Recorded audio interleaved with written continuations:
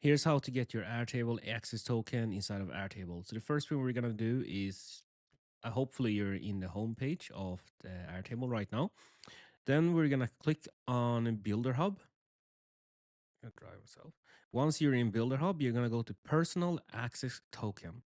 You're gonna click there, and once you're there, you're gonna go create token, and you can call it whatever you want. I might call mine demo. And then you add the scope. So let's say we want to be able to read, write, and comment, read as well. The next thing you got to do is add the base you want to essentially be able to control. And you can, of course, add all the bases right away, or you can add them one by one. But let's say we add the sales education. Then create that token. I copy that token. Then I go to n8n. I search for Airtable.